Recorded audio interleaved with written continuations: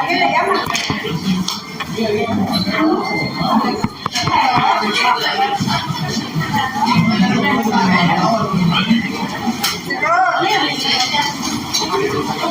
Bueno, yo creo que para los del tercer semestre sí me están entendiendo lo que estamos hablando. ¿Seguro?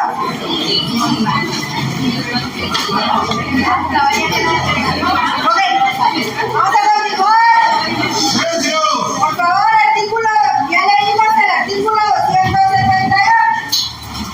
Establece el capítulo 1 del título 2. ¿A qué se refiere eso? Ya se tomaron la tarea de buscar el capítulo 1 al título 2. Aquí dice, para reformar este o cualquier artículo de los contenidos en el capítulo 1 del título 2. ¿A qué se refiere? ¿Cuál es el título 1? Capítulo 1, título 2. La parte Derechos individuales. Entonces, estábamos hablando de las clases de constitución. Ya establecimos que hay 6, entre ellas la escrita, no escrita, la que desarrollada, sumaria, y estamos en la rígida y la flexible. Si hablo muy rápido, me dicen, porque yo tiendo a hablar muy rápido, creyendo que ustedes me están captando la idea, pero si hablo muy rápido, me cuento. Igual si ven que muevo mucho las manos, no se preocupen, ya es una manía mía. Por el lenguaje de señas. También si se quieren meter, anuncios comunales, ¿no? Si se quieren meter al comité de prosiegos, nosotros damos muy buena. Son 3 años de lenguaje de señas. ¿No? No, está muy bonito.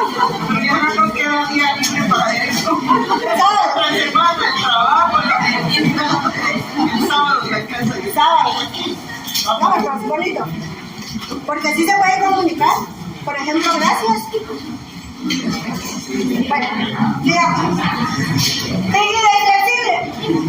Dijimos entonces que las constituciones rígidas son las que necesitan un procedimiento especial para poder reformar la Constitución. Y la flexible es aquella Constitución que permite ser reformada por un proceso ordinario, un proceso legislativo ordinario. Entonces nos quedamos que la Constitución de Guatemala sí permite reformas, nos da la pauta en el artículo 277 de quién puede solicitar esas reformas. Y también ya establecimos que, según el artículo 278, para reformar con referente al capítulo 1, título 2, que se refiere a derechos individuales, se necesita una Asamblea Nacional Constituyente. ¿Qué es una Asamblea Nacional Constituyente? Es la asamblea encargada de, en su momento, crear la Constitución, pero es la que se da en el marco de un rompimiento del orden constitucional. Siga. Artículo 279. ¿Alguien lo puede leer? Vamos a la Asamblea Nacional Constituyente. Ajá. La Asamblea Nacional Constituyente y el Congreso de la República podrán funcionar simultáneamente. Las cantidades requeridas para ser diputado a la Asamblea Nacional Constituyente son las mismas que exigen para ser diputado al Congreso, y los diputados constituyentes gozarán de iguales inmunidades y prerrogativas. No se podrá simultáneamente ser diputado a la Asamblea Nacional Constituyente y el Congreso de la República. Las elecciones a los diputados a la Asamblea Nacional Constituyente, el número de diputados a elegir y las demás cuestiones relacionadas con el proceso electoral se normarán en igual forma a las elecciones al Congreso de la República. Es decir, que si al día de hoy nosotros queremos promover una reforma a la Constitución, tenemos que llamar a una Asamblea Nacional Constituyente que se va a conformar por diputados que van a ser encargados únicamente de las reformas. Para ser diputados de la Asamblea Nacional Constituyente, establece la Constitución que son los mismos requisitos para un diputado común y corriente y tiene las mismas inmunidades. Entonces, eso entraría en esto. Ahora bien, ustedes han escuchado el término de los artículos pétreos. Bueno, son esos artículos que la propia Constitución estableció que no pueden ser reformados. O sea, la Constitución, los constituyentes de esa oportunidad tuvieron la visión de más allá y decir, no, si pasa esto, que estos artículos no puedan ser reformados. Y eso los vamos a encontrar en fundamento legal en el artículo 281, que establece artículos no reformados. Vamos a ver, ahí le pueden colocar ustedes como epígrafe también artículos pétreos.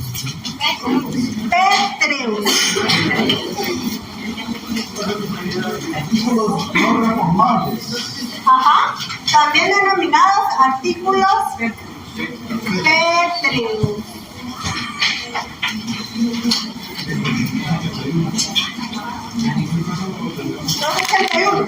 Artículos pétreos que van a quedar para la perpetuidad. A eso se refiere este artículo. O sea, artículos pétreos igual a artículos no reformables. Artículos pétreos igual a artículos no reformables. Base legal, artículo 281, y establece, en ningún caso, podrán reformarse los artículos 140, 141, 165, inciso G, 186 y 187. Ni en forma alguna toda cuestión que se refiera a la forma republicana de gobierno, al principio de no reelección para el ejercicio de la presidencia, ni restársele efectividad a la vigencia de los artículos que constituyen la alternabilidad del ejercicio de la presidencia, así como tampoco dejárseles en suspenso o en cualquier otra manera de variar o modificar su contenido. Entonces, ¿a qué se refieren esos artículos pétreos o no reformables? Vámonos al 140. El primero se refiere al que ya habíamos leído, Estado de Guatemala. Guatemala es libre, independiente y soberano. Es decir, ese artículo 140 nunca podrá ser reformado. A menos de que ya sabemos que pase algún golpe de Estado, alguna cuestión de que interrumpa el orden constitucional y de que esta constitución deje de existir, en teoría. Pero de lo contrario, hasta el momento, ya está en sus escasos 40 años de la Constitución, no puede ser reformado. Artículo 141, la soberanía. La soberanía radica en el pueblo, quien la delega. Ya vimos que en el ejercicio del organismo ejecutivo, legislativo y judicial, y que no hay subordinación entre ellos. Ese artículo tampoco puede ser reformado. Artículo 165, inciso G.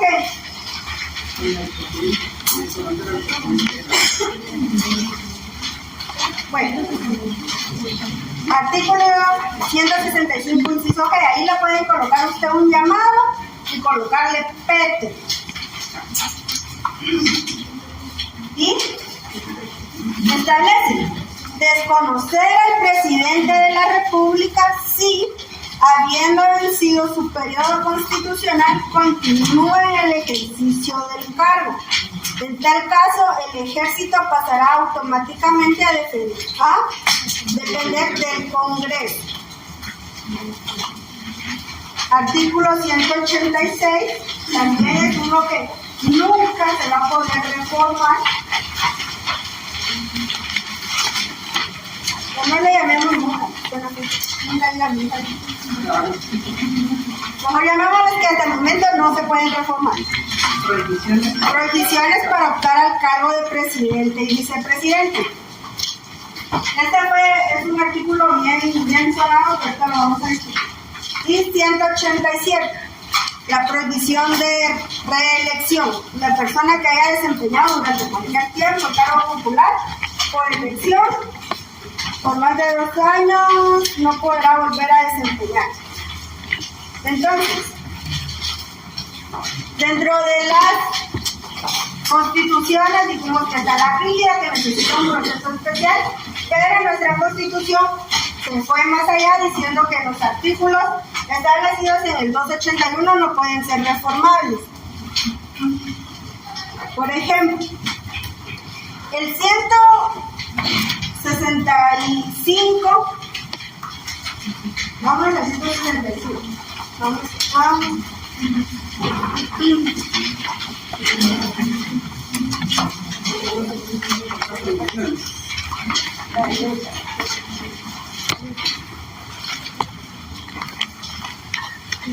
No, me equivoqué. Vámonos al 186.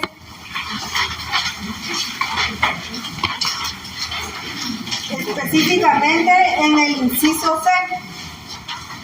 Los parientes dentro del 4º grado de consanguinidad y 2º de afinidad del presidente y vicepresidente, cuando este último se encuentre en el ejercicio de la presidencia. Bueno, este caso fue muy sonado, que fue el de Sandra Torres.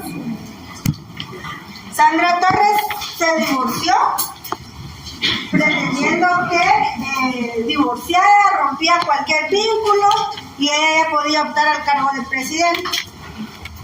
Vino a la Corte y le dijo en la interpretación que la Corte de Constitucionalidad hizo, le dijo que no, que ella no podía optar al cargo de presidente porque... Incluso un antecedente antes de Sandra Torres, el de Zuri Ríos. El de Zuri Ríos, pero el de Zuri Ríos son 2 antecedentes. El más fácil para comprender es el de Sandra Torres. ¿Por qué? Ella se divorció, quería ser presidente. Prohibición que está expresamente que no puede, y es un artículo P, no puede ser reformado. Pero vámonos a lo que el compañero establecía. El inciso A, el caudillo ni los jefes de golpe de Estado, revolución armada o un movimiento similar que hayan alterado el orden constitucional, ni como consecuencia de tales hechos asuman la jefatura del gobierno. Aquí obviamente entraba Ríos Montt.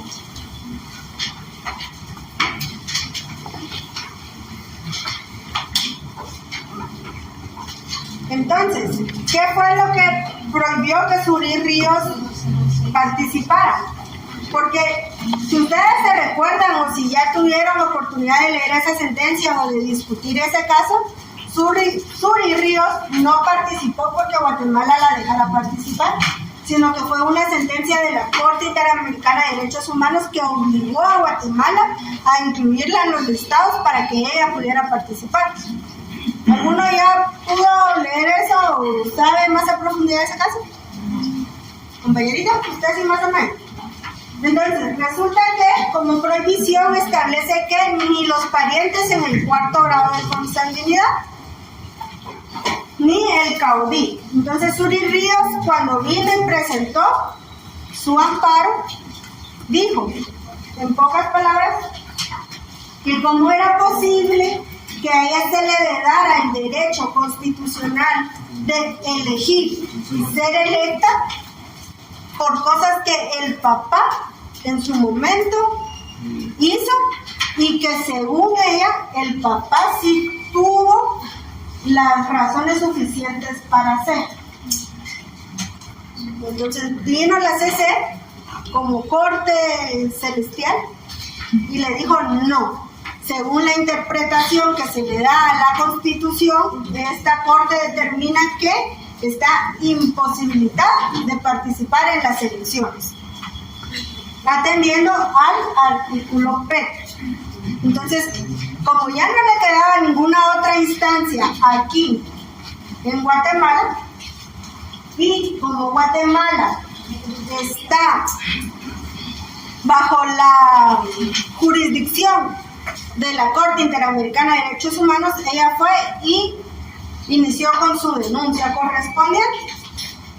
Entonces, ya después de dilucidado todo el proceso, vino la Corte Interamericana de Derechos Humanos y determinó que Guatemala sí estaba vulnerándole el derecho a las ciudadanas Suri Ríos en vez de darle la oportunidad de participar para elegir y ser electo. Entonces le condenó a Guatemala para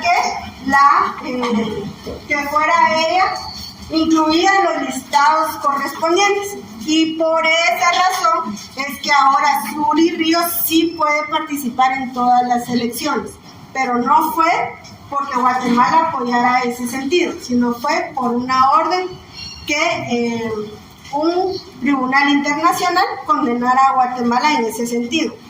Porque según a vistas de la Corte Interamericana de Derechos Humanos, el Estado de Guatemala es un violador o vulnerador de los derechos constitucionales de Suri Ríos.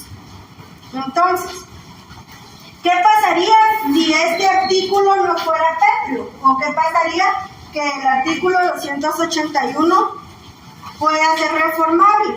¿O que no englobara del presidente, que tiene que haber alternabilidad, que no puede ser reelecto y que no puede participar si no hayan pasado 2 años?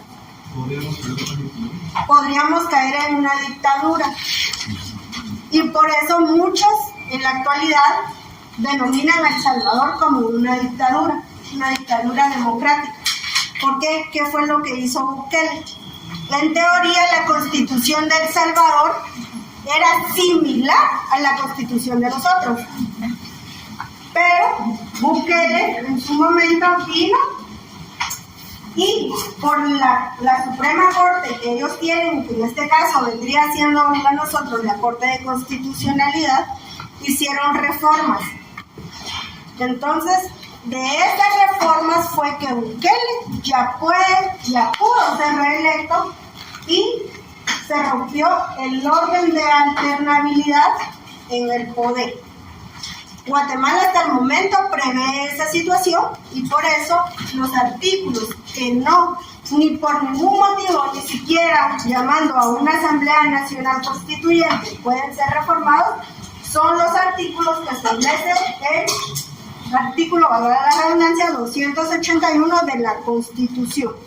Hasta el momento, nuestro país todavía es democrático y representativo y hay alternabilidad en el poder. A menos que ocurriera lo que ya sabemos que se puede ocurrir, un golpe de Estado, que la Constitución pasara a segundo plano, entonces hasta ese momento sí se pudiera, pero por el momento no se puede. O sea que si eso sucede, sí se pueden reformar los artículos. Sí, recordemos que Guatemala tuvo varias constituciones porque todo el proceso de que Guatemala fuera un Estado democrático ha venido desde varios sucesos, por ejemplo, los golpes de Estado, y con cada golpe de Estado vamos a ver que se tiene que hacer una nueva constitución. Entonces, si en la actualidad se diera un golpe de Estado y desapareciera Ejecutivo y Legislativo, también se van todas las normas. Y hasta ese momento pudieran tocar los artículos P, de lo contrario no. O bien, que Guatemala se las ingeniara como se las ingenió Bukele, de que lograra que la Corte dijera sí se puede, y ya pudiera haber reelección de presidente, ya se pudiera quitar la ¿cómo es? Del poder, sí. Entonces sí se podría, de lo contrario no. Y también esto en concordancia con la rigidez de la Constitución. Bueno, sigamos. Entonces, si Guatemala, ya leímos artículos 277, 78, 80 y 81, podemos establecer que sí hay un proceso de reformas constitucionales. Porque si Guatemala llama a una constituyente, a una Asamblea Nacional Constituyente, sí pueden reformar la Constitución. Entonces no viene siendo tan rígido. Podría caer en flexible. ¿No? ¿Por qué no? Puede utilizar como una norma ordinaria. Como una norma ordinaria. Ahora más bien, como lo es la Constitución que nosotros manejamos, sí lleva un proceso. Por eso está luego siendo Ok. Y no existe una relación mixta, puede tener rígido y flexible. A eso iba. Hay entre la mitad de este y la mitad de este, hay una que se denomina mixta. ¿Por qué? Porque Guatemala sí tiene un proceso establecido para las reformas. Sí tiene una parte que es rígida, que son los artículos pétreos, pero podría decirse que, como tiene un proceso establecido, puede ser flexible, ¿o no? Entonces cae una mixta. ¿Algunos están de acuerdo que cae en una mixta? Ya Caricia hizo una consulta. El proceso para reformar los artículos de la Constitución es el mismo proceso de una norma ordinaria. No. Miren, pues el proceso para la reforma inicia desde el 277, que establece que, primero, ¿quiénes tienen iniciativa? El presidente, el diputado, la Corte. Luego, nos establece que para una reforma constitucional, supongamos que el presidente, el Consejo de Ministros, solicitó una reforma constitucional al artículo... ¿Qué artículo podemos reformar? ¿Al 100 qué? No, ese es petrio, ese no se puede reformar. Artículo 136, derechos y deberes. Vale. Supongamos que el presidente del Consejo de Ministros el día de mañana dice que reformemos el 136. Vamos al 136. Que se refiere a los derechos y deberes políticos. Por ejemplo, el presidente diga, ay, miren, pero ¿por qué se debe inscribir en el registro ciudadano? Mejor que crear otro registro. Bueno. ¿Por qué no lo decir? ¿Por qué no inscribir en el registro ciudadano si ya está en RENAP? Exacto. ¿Por qué en el registro ciudadano si ya está RENAP? Y RENAP se supone que RENAP ya está en proceso o ya está terminando el proceso de unirse con todas las instituciones. Si usted va al IMSS con su DPI ya puede. Usted va a pasaporte con el DPI ya puede. O sea, usted con el DPI ya puede todo. El Código Único de Identificación ya está vinculado a todas prácticamente las instituciones. Entonces, que diga, vamos a reformar el inciso A, porque solo al estar inscrito en RENAP, ya puede.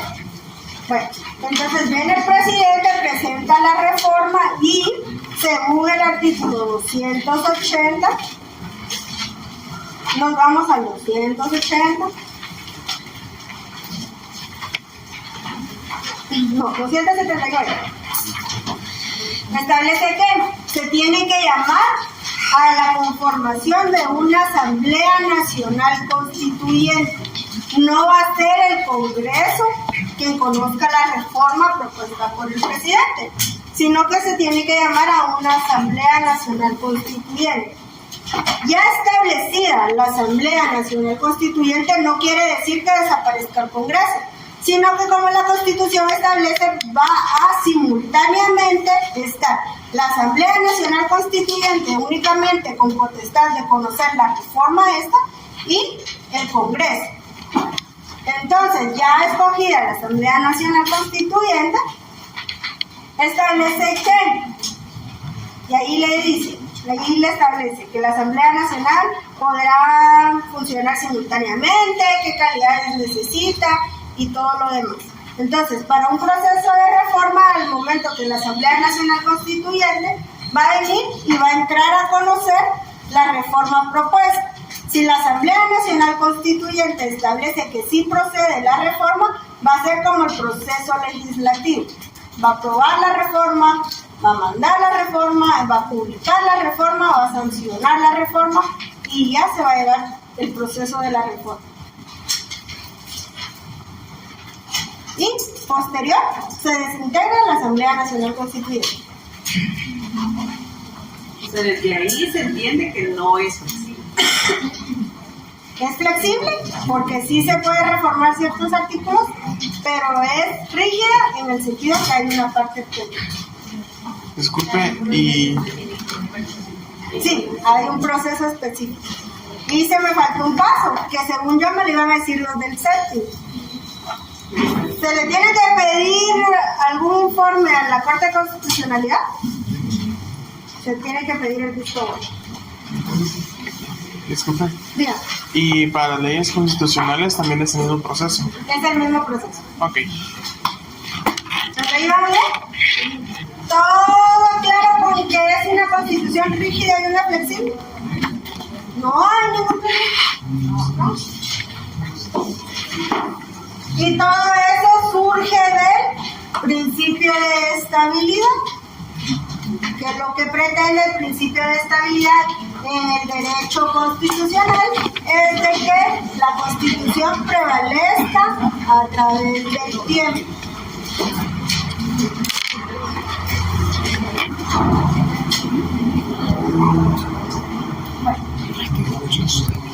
No, el corto proceso. Vamos a pasar a otro principio. No todo más. Nos faltan dos más y terminamos con los principios.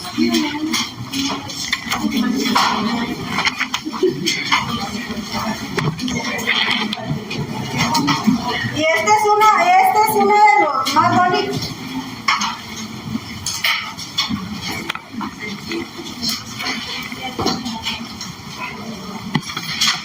¿Es el 7?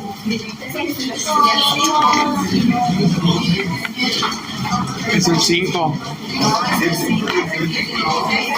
Es el 5.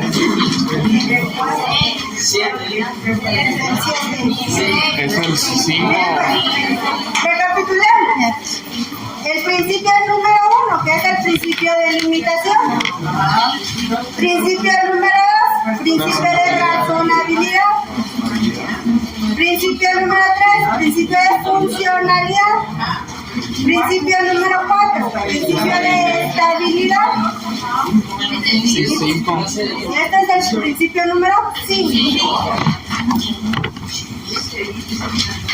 ¿Está bien? ¿Ya sí están poniendo atención?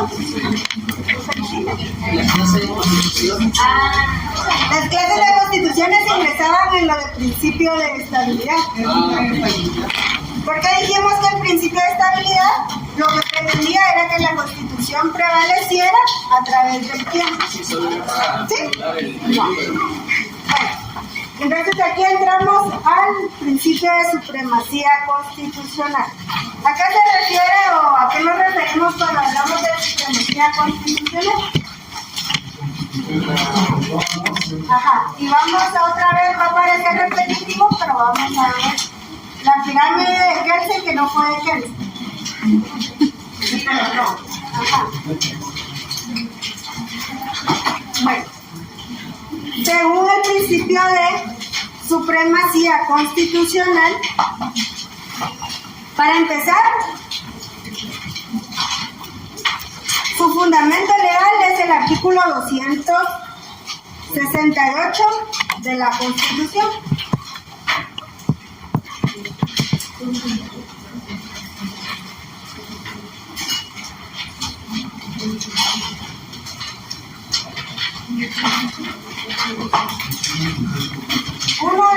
Este es uno de los fundamentos.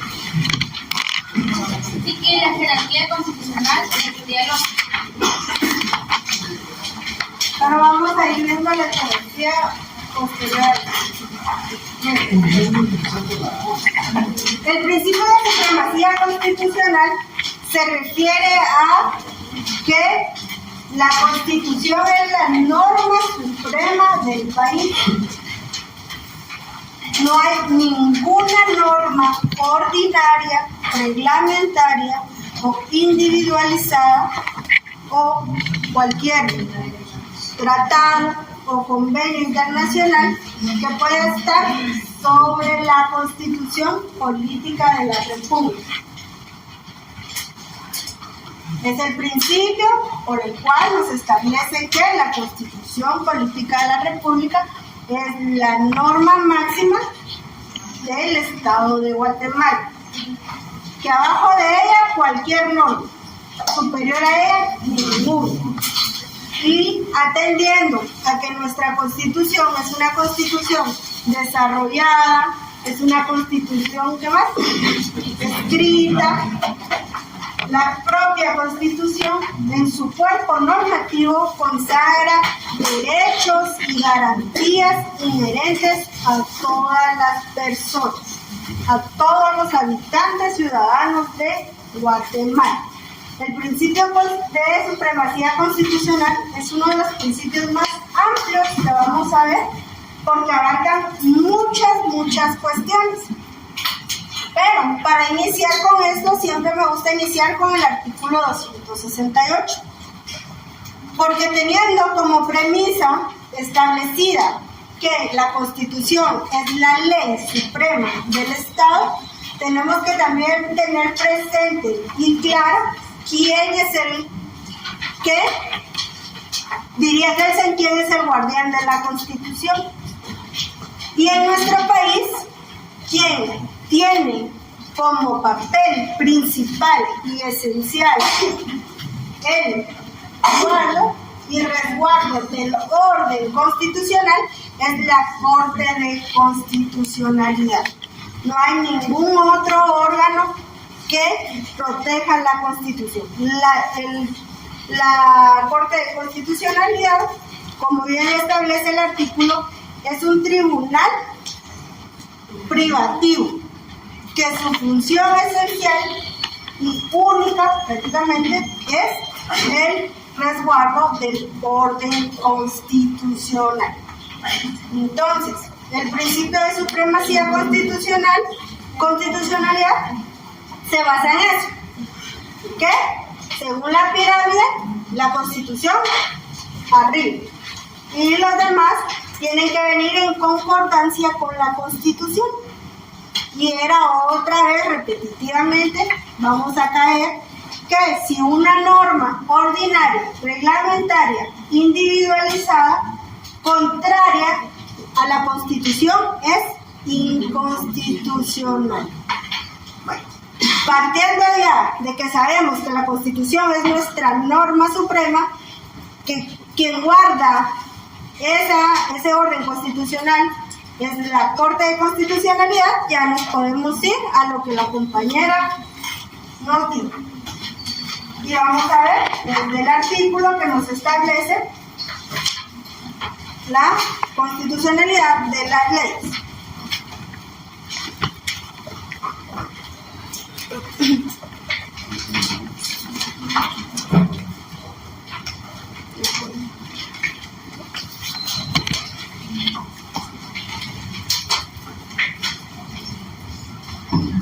Ya se aburrieron, pero dijimos que si una norma contraria a las leyes es inconstitucional, ¿qué es? ¿Nula de qué? De no derecho. ¿Y en dónde está establecido? Manejo de código. Ustedes tienen que manejarse su Constitución desde el artículo 1 hasta el 1. En la 266. 266. ¿Qué establece el 266? Inconstitucionalidad de leyes federales concretas.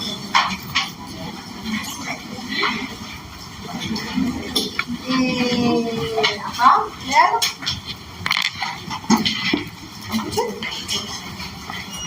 poner inconstitucionalidad de las leyes en casos concretos. En casos concretos, en todo proceso de cualquier competencia, jurisdicción, en cualquier instancia, de casación y hasta antes de la presentación. Las partes podrán plantear como acción, división o accidente la inconstitucionalidad total o parcial de una ley que deberá pronunciarse al respecto. Sí, ahí está muy específico, me estaba refiriendo al otro artículo. Pero sí entra en eso.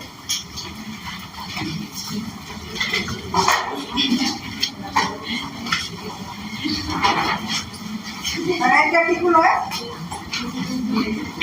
¿Cuál? 267. Ajá, ¿leer?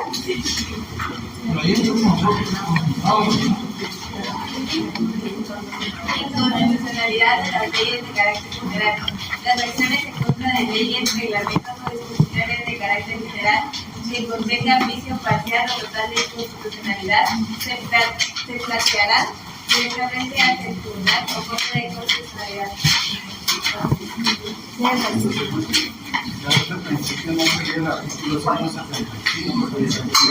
Ajá. 44. Espérenme, vamos a leer el 44. Iniciemos por el 44. Ajá. No, pero el 44 se refiere a los derechos civiles. Los derechos ciudadanos que otorga la Constitución no incluyen otros que, aunque no figuren expresamente en ellas, son inherentes a la persona humana. Ajá. El interés social prevalece sobre el interés particular, será nulas y susceptible ante las leyes y las disposiciones gobernativas o de cualquier otro orden que constituyan, restrinjan o tergiversen los derechos que la Constitución garantiza. Aquí está. Artículo 44, tercer párrafo.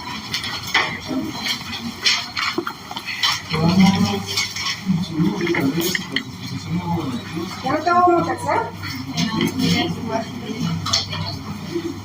¿Sí? Serán nulas ipso iure las leyes y las disposiciones gubernativas o de cualquier otro orden que disminuyan, restrinjan o tergiversen los derechos que la Constitución garantiza. ¿Quién va a determinar que se está disminuyendo, tergiversando o contrariando los derechos que la Constitución nos garantiza? Es la Corte de Constitucionalidad. Y según nosotros, otra vez repetitivo, determinamos que una ley contraria a la Constitución, planteamos la inconstitucionalidad. Ustedes han escuchado de... En este caso vamos a tener una tarea. Bueno, vamos a hacer dos. Pero han escuchado la discusión de Kelsen contra Smith. ¿Sí? ¿Sí la han escuchado? Bueno, los que ya están en séptimo creo que sí. Pero para los de tercero, o los que van en tercero, vamos a ver, y esa va a ser una de las tareas para la siguiente semana, de la discusión de Kelsen versus Smith. Esa discusión, en grandes rasgos, se trataba de quién tenía que ser el guardián de la Constitución. Inclusive así se llama el documento, el guardián de la Constitución. ¿Por qué? Porque Kelsen establecía que el guardián de la Constitución, o quien debería de guardar el principio de supremacía constitucional, y de ahí surge este principio, es que ahí tenía que haber un tribunal especializado en la materia de derecho constitucional que hiciera todo ese procedimiento lógico y analítico y decir sí, se está contrariando algún precepto constitucional. Entonces, este principio no es de ahorita, viene de muchísimos años atrás y desde el derecho anglosajón, en donde Kelsen establecía eso. Por otro lado, Smith también era un teórico constitucional que decía que no, que quien tenía que tener a su cargo la Constitución y velar porque no se contrariara la misma, que no hubieran normas que violentaran la Constitución, debía ser el órgano de creación de leyes. En el plano guatemalteco dijéramos que el Congreso. Smith decía que el facultado para guardar el orden constitucional debía ser el Congreso o bien el Ejecutivo, que sería el presidente, un órgano de poder que ya estuviera establecido. Entonces, en esa discusión, ustedes van a leer el documento que yo les voy a mandar, está más ampliado, pero surge el Tribunal Constitucional, porque a grandes rasgos, ¿quién creen que ganó la discusión? ¿Por qué? Porque desde nosotros traemos un modelo. No crean que aquí en Guatemala, creemos un tribunal especializado y se va a llamar CC. No, como Guatemala, en muchos aspectos, lastimosamente, traemos modelos ya establecidos. Por ejemplo, en civil traemos el derecho romano y así constitucional nosotros traemos varios modelos ya establecidos. En uno de esos es el modelo de Kelsey. Y por eso es que Guatemala, hasta la Constitución de 1965, fue que surgió la Corte de Constitucionalidad. Anterior a esa Constitución no existía la Corte de Constitucionalidad y sí teníamos como ese modelo de Smith, porque quien tenía que conocer de las inconstitucionalidades era el organismo judicial. Entonces, sí, Guatemala sí adoptó esos dos lineamientos, pero al final, en la Constitución de 1965, se adopta ese modelo kelseniano, de que haya un tribunal especializado. Y ese tribunal especializado tiene como fin guardar el orden constitucional, es decir, el principio de supremacía constitucional en todo su apogeo. Y a eso se refiere el principio de supremacía constitucional. Interesante, ¿verdad? Bueno, por otro lado, tenemos el caso de Marbury versus Madison, que en ese caso también surge Marbury versus Madison. No le entiendo. Se lo voy a mandar al chat para que ya lo vayan a ver. Al chat.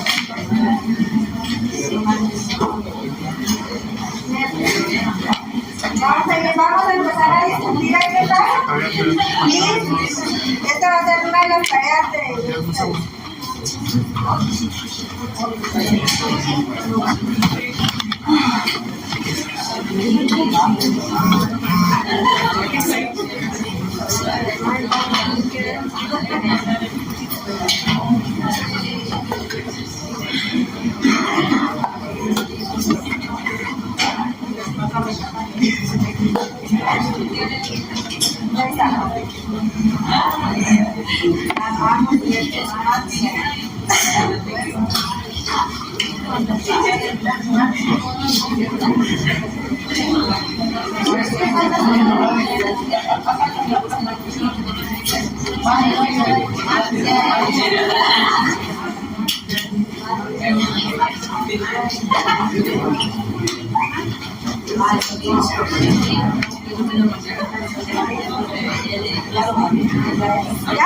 ¿Ya lo tienen?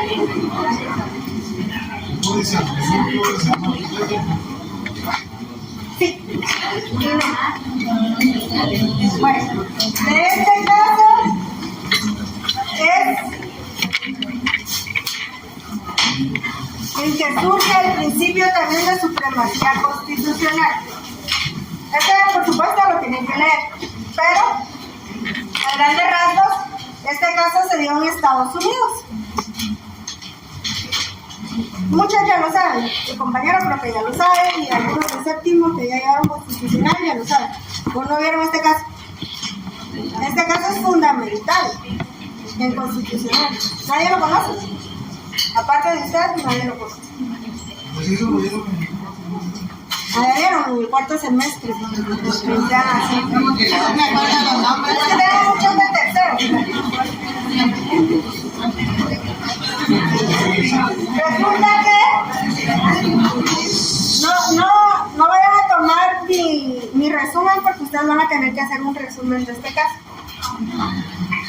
Y me voy a dar cuenta porque yo leo cada uno. Si ustedes están copiando lo que yo les digo. Bueno, resulta que en Estados Unidos quien nombraba a los jueces era el presidente. Y ustedes van a ver aquí en la parte introductoria que les establece que esto se trata de un juicio importante para la historia de Estados Unidos, pero no solo de Estados Unidos, sino que Guatemala otra vez se vino a copiar. Bueno, resulta que este caso se basó en sí en la decisión de un juez llamado John Marshall. Pero ¿qué es lo importante? Que John Marshall fue juez y parte dentro de este caso. Y por eso es que supuestamente resolvió de esa forma. Y resulta que en Estados Unidos, como les venía diciendo, el presidente era quien nombraba a los jueces de distrito y los jueces de la Suprema, de la Corte, ¿qué es? De la Suprema Corte.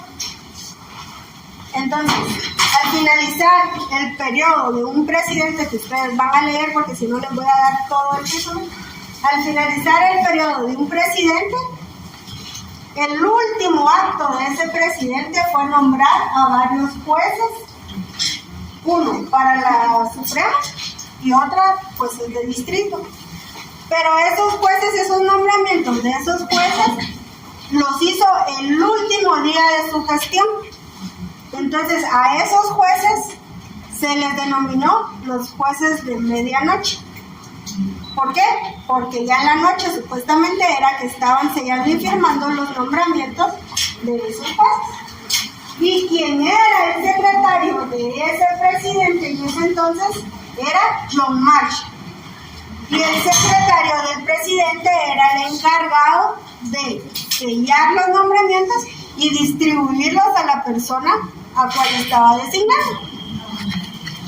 Resulta que en el último día del presidente, ustedes van a saber quién es, John Marshall se le olvidó, supuestamente. Algunos historiadores dicen que se le olvidó, otros dicen que lo hizo adrede, brindarle uno de los nombramientos como juez a Marbury. Marbury iba para juez, pero Marshall no le dio su nombramiento correspondiente.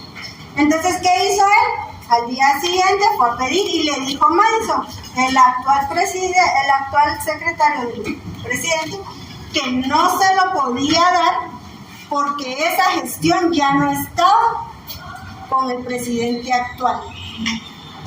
Y entonces Marbury quedó en el limbo. ¿A quién creemos? O sea, a mí el presidente de ayer me dijo que me nombró como juez, pero usted, el presidente de hoy, me está diciendo que no. Entonces, ¿qué hizo? Se fue a la Suprema, a que la Suprema le resolviera el dilema. Y resulta que el presidente, uno de los jueces de la Suprema, ¿quién cree que fue? Marshall. El que ayer era secretario del presidente, hoy estaba en la Suprema porque a él sí lo nombraron y a él sí le dieron su nombramiento correspondiente. Entonces, ahí es donde entra la incógnita si Marshall fue parte y juez dentro de ese proceso. ¿Por qué? Porque en teoría Marshall era el culpable de no brindar el nombramiento y de que él era el encargado de resolver el dilema de que Madison no le quería entregar el nombramiento a Marbury. O sea, él fue el causante, pero como el causante de ahora como juez, él le toca resolver. Entonces, ahí vamos. Marbury viene, ya vieron, le está haciendo un resumen más largo de lo. Marbury viene y se ampara una ley constitucional. Y le dice, no, es que me tienen que entregar mi nombramiento y no me lo quieren dar. Entonces Marshall, bien inteligentemente, se basa en otra cuestión y le dice, Marbury se amparaba una ley constitucional. Ellos tienen leyes número tal, tal y tal. Entonces, al momento de que Marshall resolvió el conflicto, le dijo, no se le puede entregar el nombramiento porque usted está invocando una ley que es contraria a la Constitución. ¿Por qué? Porque esa ley ordinaria, por decírselos así, establecía que si había alguna discrepancia, se tenía que conocer en la Suprema. Y en la Suprema la Constitución establecía que no, que ellos no tenían la potestad. Entonces vino Marshall y dijo, no podemos entrar a conocer porque en la Suprema, porque una ley de menos rango, de una ley de menos que la Constitución, de menos rango, no puede ordenarle a la Constitución qué hacer. Entonces no vamos a entrar, e incluso declaró nula esa ley. Y es de ahí donde viene el principio de supremacía constitucional, que toda ley que contrarie la Constitución o que quiera imponerle cualquier cuestión que no esté ahí, no es admitida. Y ese es el caso de Marbury versus Madison, y que dio origen al principio de supremacía constitucional. Cosa que, como tarea, ustedes tienen que leer ese caso y tienen que hacer un resumen de 1000 palabras. De 1000 palabras de ese caso.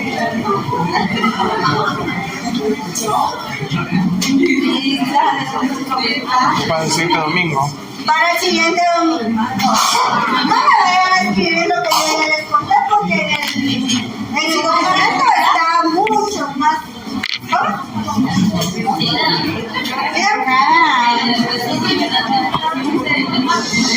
No hago. ¿Saben cómo tres? De caso de Marbury versus Madison. De Kelsen les voy a mandar y va a ser para la siguiente porque vamos a ver el tema. Bien, pues la tarea para el siguiente domingo es lean el documento que les mandé, ya lo abrieron, ya vieron que tiene 33 páginas, solo son 33 nada más.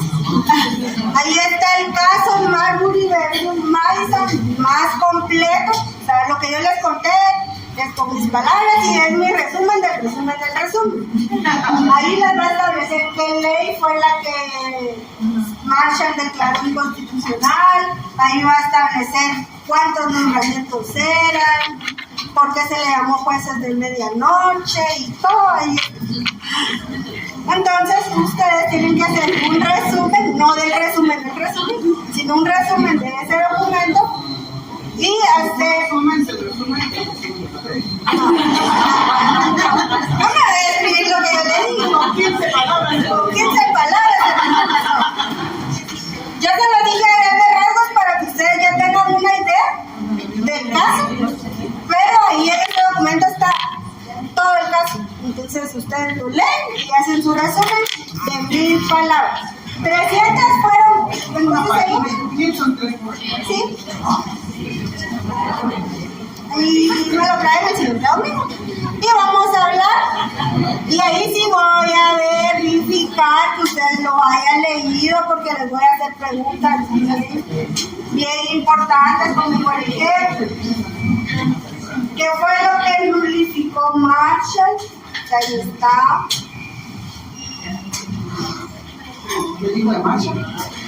medida, así como le entregamos el trabajo hoy, así se quiere. Sí, sin carátula ni folder, por favor, solo engrapados.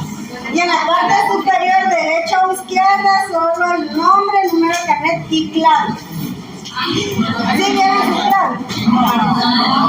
Ay, ¿cómo es posible? Desde el domingo pasado les dije que tomaran su clave.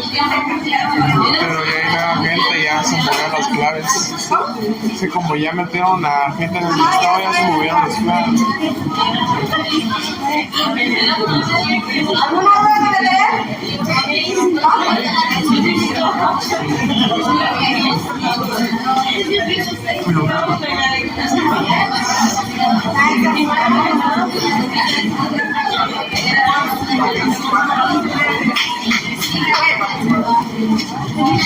Esto fue solo los principios del derecho constitucional y posterior vamos a empezar a ver ya la Constitución, las partes de la Constitución desde el preámbulo. Esto ya quedó como punto listo, como punto para examen. Y ya vamos a empezar a ver lo de la actividad que les mencioné del 31 de mayo. ¿Cuándo? 31 de mayo.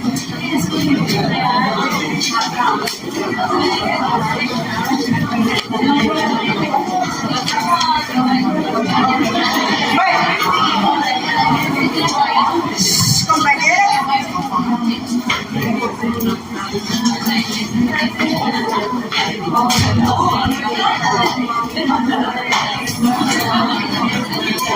Vamos a ver, ya como resumen, porque aquí terminamos la parte como que teórica.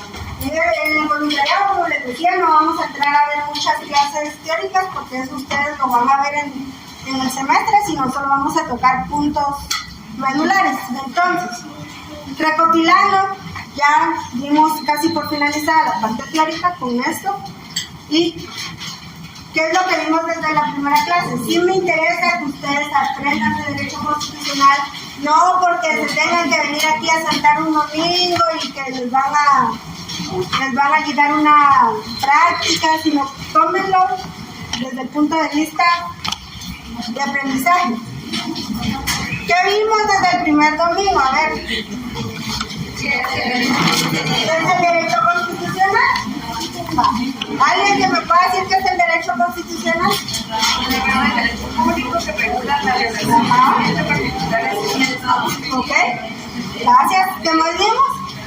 ¿Cuál es la fuente directa del derecho constitucional? La ley, ¿Guatemala? la Constitución. Muy bien. ¿Qué más vimos? Las fuentes indirectas. La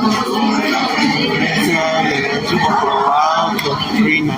Ok, derecho comparado. En el sentido del artículo 46, ¿es superior o no a la Constitución? No, solo en el derecho ordinario. ¿Qué es lo que engloba el artículo 46? El bloque de constitucionalidad. ¿Cuáles son los principios del derecho constitucional? Tenemos 5 principios.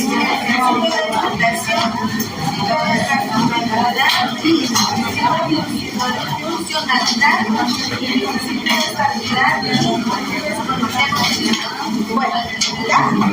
Ok. Bueno, con eso terminamos nuestras clases teóricas y a partir de aquí ya vamos a ir más a lo práctico. Así que váyanse preparando porque si nos dan el visto bueno ya vamos a empezar a ver el recorrido a la CC. Y si no, pues aunque sea virtual. Vamos a iniciar. Yo les comentaba al inicio del voluntariado que este año es un año hito porque tenemos muchas elecciones. Inclusive la Corte de Constitucionalidad como primer ente que vamos a ver, ya eligió a los 5 magistrados titulares y a los 5 magistrados suplentes. Inclusive, si ustedes, como supongo que son estudiantes de Derecho activos, ya saben qué día va a tomar posesión la nueva CC. ¿Qué día es? 14 de abril. ¿Alguien no lo sabía? Ya sabe que el 14 de abril ya tenemos nuevos magistrados de la Corte de Constitucionalidad. También como la Corte de Constitucionalidad, como un hecho relevante o un hecho histórico. Si ustedes son bien observadores, de los 5 magistrados titulares, 4 son mujeres. ¿Sí? 4 son mujeres. Y un hombre. Hay 3 titulares.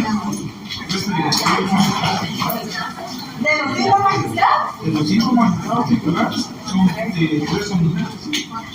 4 4 y solo el hombre. No, es lo que este año. Ah, sí, yo estaba viendo con Leila. Ok. Bueno, ¿qué otro aspecto interesante antes de entrar a ver a la CC como tal? Cumple 40 años la Consti, tenemos 2 magistrados, el 14 de abril toman posesión. ¿En dónde van a ir a tomar posesión?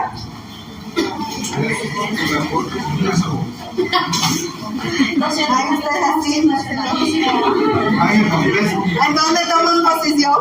A la Corte Suprema.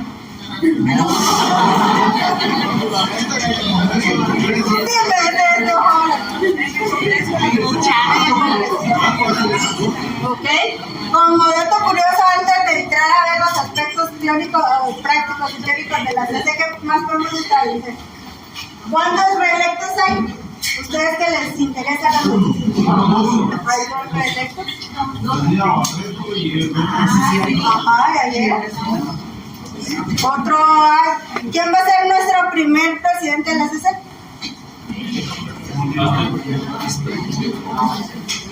Recordemos que, el mayor de todos, que en este caso va a ser la elegida por el Presidente. Por el presidente va a ser, si no son mal, es de apellido Murphy. Sí.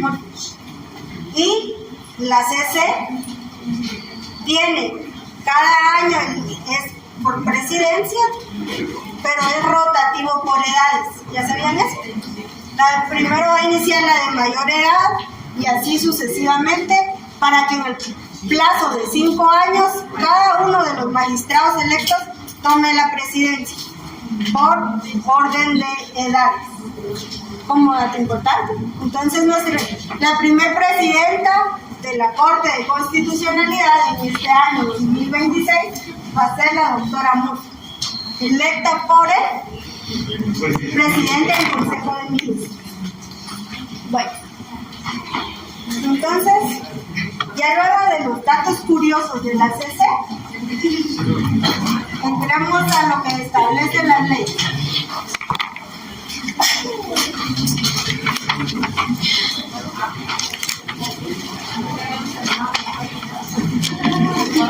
Sí, ya terminamos lo teórico. No, porque ahorita estamos en la primera elección. Porque esta es la primera entidad.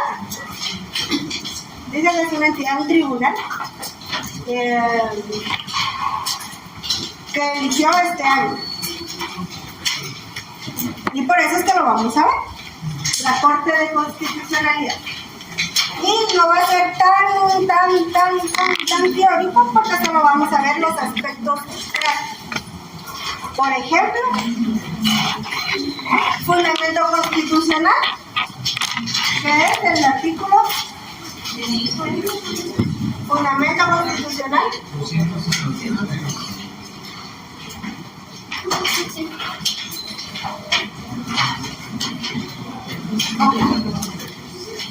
Corte de Constitucionalidad. Bueno. 2. La Corte de Constitucionalidad surgió. Es que tenemos que ver todos los aspectos, prácticos, porque no vamos a ir a la CC ustedes y les van a dar una charla y les van a decir ¿cómo surgió la Corte? Y ustedes digan, no me lo enseñaron. Y luego me miren a mí y digan, ustedes están... Ustedes la culpable. Bueno, entonces, fundamento constitucional, artículo 236. Yo les creo a ustedes. Yo tengo la ley de amparo. ¿Dónde está el 68? Ah, ¿quién me dijo 66? Qué maldad. Bueno. Bueno. ¿Sí? Entonces estaba diciendo que surgió en la Constitución de 1965. En esta Constitución surge la Corte de Constitucionalidad. La Corte de Constitucionalidad, como otro aspecto importante, está integrada por 5 magistrados titulares y 5 magistrados suplentes.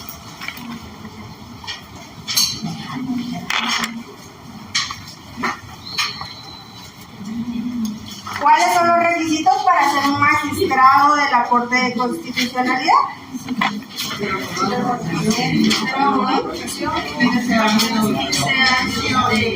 Más arriba el fundamento constitucional. Bueno, entonces, para ser un magistrado de la Corte de Constitucionalidad es guatemalteco de origen,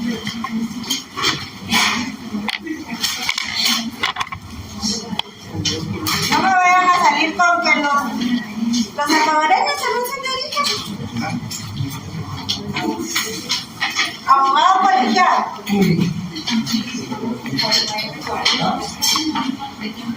Reconocida honorabilidad.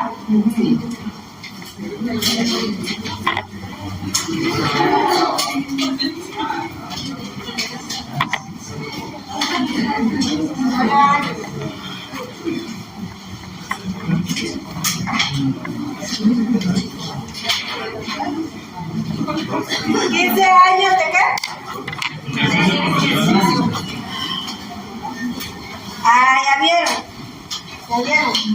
No es de ejercicio profesional, es de graduación profesional. 15 años de graduado.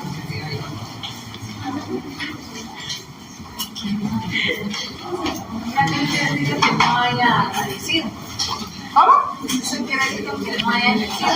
Exacto, eso vamos a esos aspectos prácticos, vamos a ver ahorita. Bueno, supuestamente ahí están los requisitos.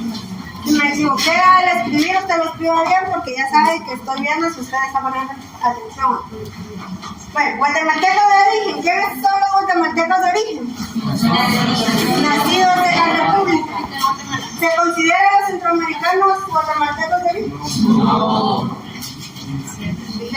Sí. No. Tienen que naturalizarse. ¿Cuál? Tienen que naturalizarse, ¿no? En el artículo 145 no dice que si son ciudadanos de origen, los que les... No, ya es como lo digo. El 270 son los requisitos para ser magistrado de la Corte.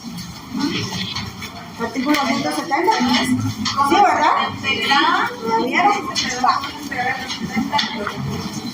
Aspectos prácticos. Entonces, guatemalteco de origen. ¿Se considera un salvadoreño guatemalteco de origen? No.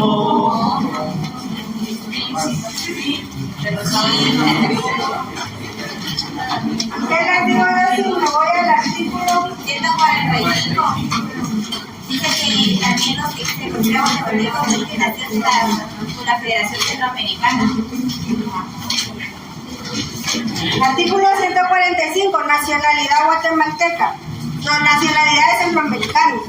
También se consideran guatemaltecos de origen a los nacionales por nacimiento de las repúblicas que constituyeron la Federación de Centroamérica si adquieren domicilio en Guatemala y manifiestan ante la autoridad competente su deseo de ser guatemalteco. En este caso podrá conservar su nacionalidad de origen sin perjuicio de lo que establezca en tratados y convenios centroamericanos. Entonces, No queremos son guatemaltecos de origen una. En este artículo está implícito requisito que si se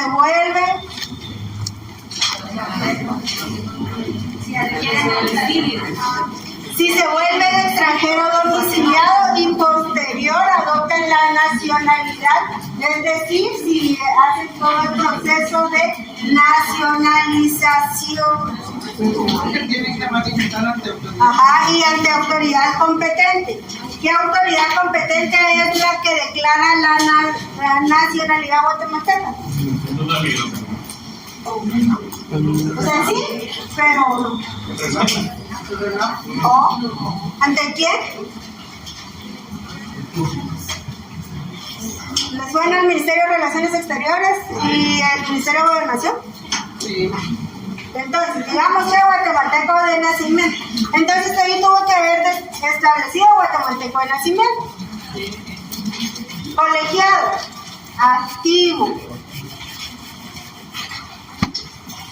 ¿No hay dudas con el colegiado aquí? No. Reconocida honorabilidad. Bueno, Eso es algo subjetivo. esto es algo subjetivo. Y la Corte de Constitucionalidad ha establecido que la honorabilidad no se puede medir o cuantificar por algún procedimiento.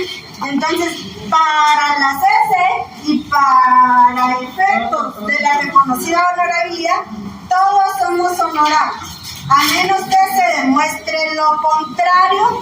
Y por ende, ustedes, como son bien observadores y llevaron todo el proceso de elección de los magistrados, se dieron cuenta que hubieron tachas. ¿Sí, verdad? ¿Cuántas tachas presentaron?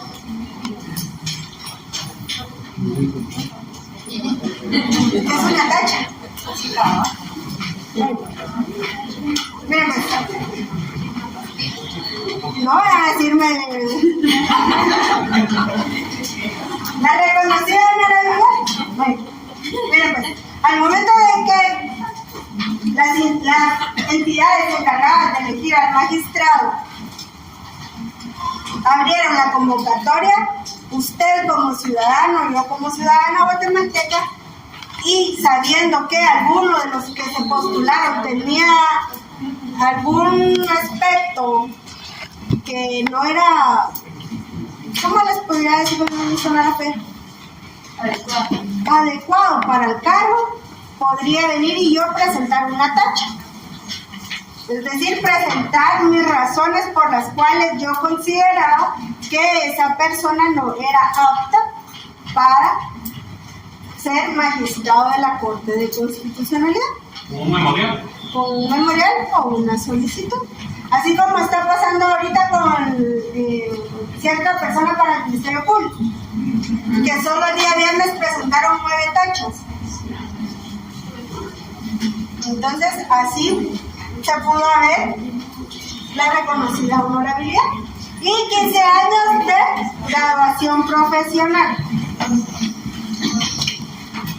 Esta y esta van ligadas entre sí, ¿saben por qué? Porque al momento, una cosa es cuando usted se gradúa y otra cosa es cuando usted hace su colegiación. Por ejemplo, hay personas, yo tengo amigos que se graduaron este año y pasa todo el año y nunca hacen su proceso de colegiación. Y pasan hasta el siguiente año que se hacen ese proceso. Hubo un abogado aquí en Guatemala, ¿sabían ustedes que nunca hizo su proceso de colegiación? ¿No? Les cuento que hubo un abogado que nunca hizo su proceso de colegiación. Entonces, con mi graduación no quiere decir que sea colegiado. 4, miren, para ser, todos dijéramos, para ser magistrado solo son 4. Me falta uno, ¿quién sabe? Pregunto, ¿para la CC se requiere edad mínima? 35 años. Para la Corte de Constitucionalidad se requiere edad mínima.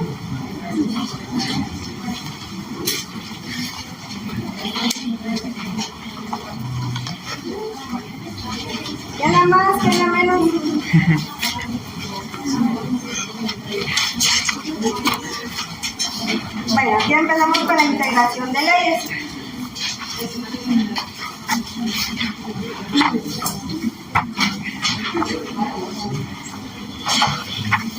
Establece que los magistrados de la Corte de Constitucionalidad gozarán de las mismas prerrogativas e inmunidades que los magistrados de la Corte Suprema de Justicia. 270. Lo que les decía del mayor edad está en el 271, por si ustedes no lo habían leído, ahí está.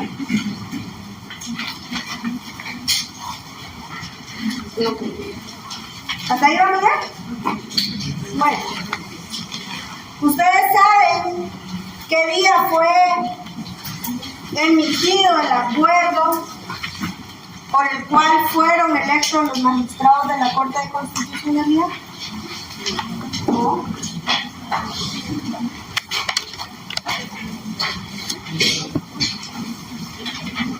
Bueno, si mañana le preguntan cuáles son los requisitos, ustedes ya lo saben. Y si no lo saben, al infierno se van a ir. Ok. Bueno, vamos a ver, ya vimos los requisitos, ¿verdad? La elección. ¿Cómo se eligen a los magistrados de la Corte de Constitucionalidad? 1. Aquí vamos a entrar a ver todo el procedimiento que se hizo este año. Si usted se lo perdió en las noticias, lo vamos a empezar a ver. 1. Se elige por el presidente. El presidente de la República.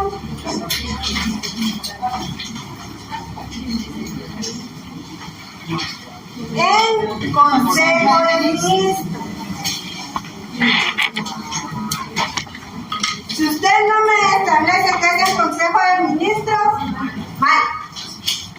2. La Asamblea General del Colegio de Abogados.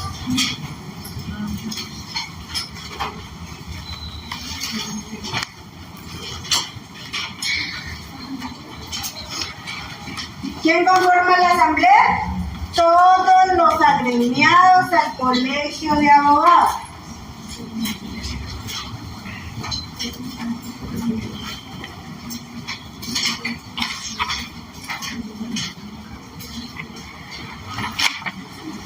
Tres. Consejo de Superior Universitario. Si usted se lo dice por la USAC, mal.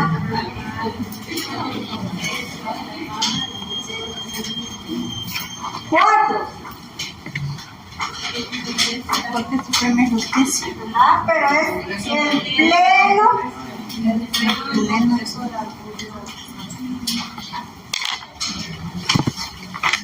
Si usted dice que por los diputados, mal. Si dice por el Congreso, mal. Sí, ¿dónde se entiende? ¿Ah? Se entiende. No me crean. Porque yo cuando estudié para mi privada, yo solo sabía que el ACC le escogía los 3 organismos del PEN y los SAC. Sí, se los prometo.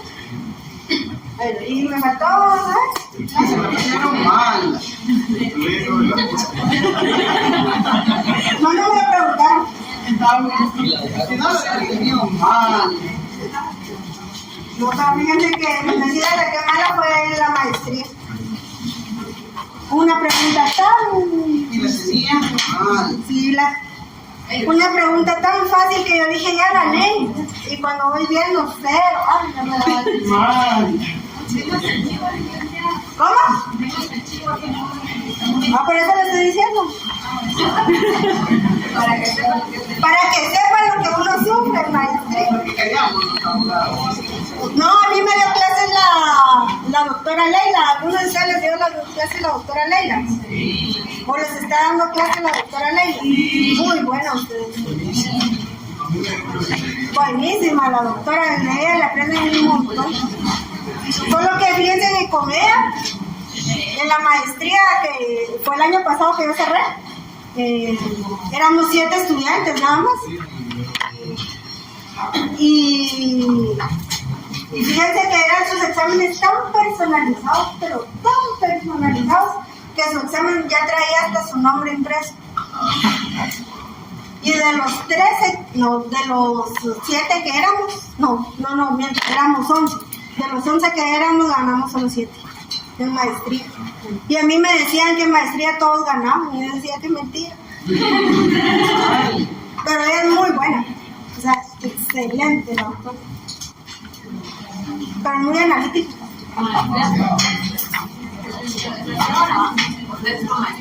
Entonces, por maestría. Sí, no, yo no salía así, me hubiese gustado. Pero no. Pero ahora sí está.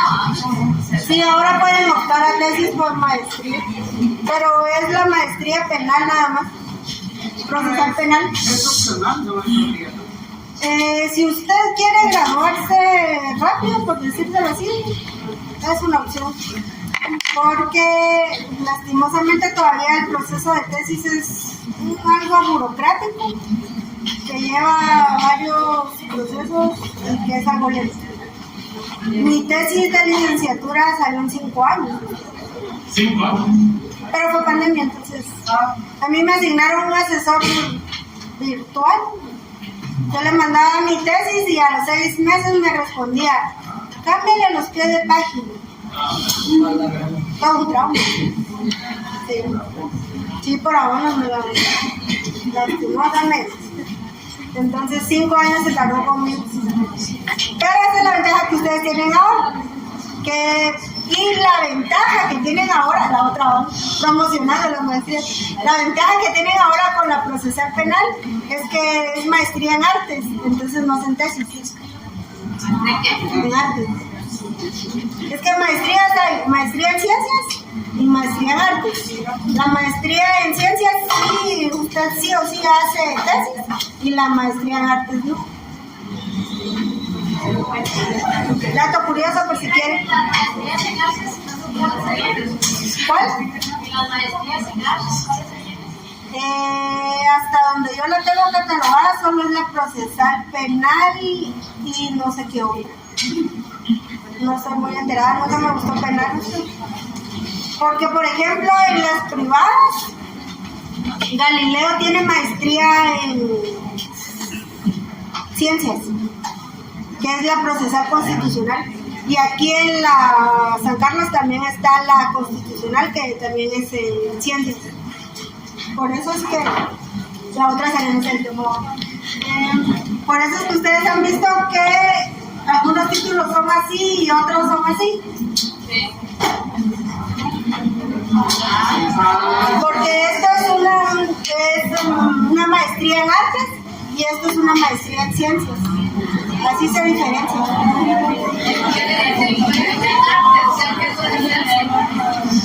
La maestría en artes como que le profundizan más el ámbito práctico. Por eso es que no hacen tesis. Y la maestría en ciencias es que es más científica, es más de investigación, y por eso es que usted tiene que proponer tesis. Estaría mejor en la práctica una calle más. O sea que se podría decir que la maestría en artes son los procesos y la maestría en ciencias son la... No tanto, porque fíjense que Galileo a la procesal constitucional la cataloga como en ciencias. Entonces va a depender. Pues, O Galileo saqué en ciencias. Y ya nos salimos de la parte constitucional.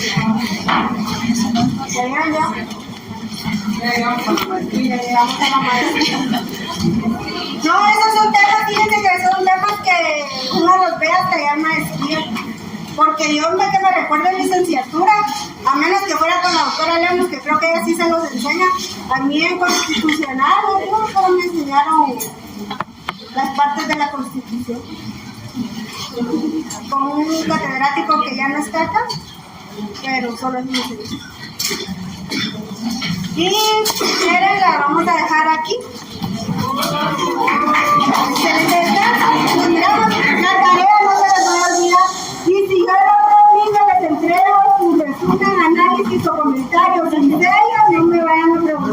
¿Por qué? ¿Por qué es inteligencia artificial?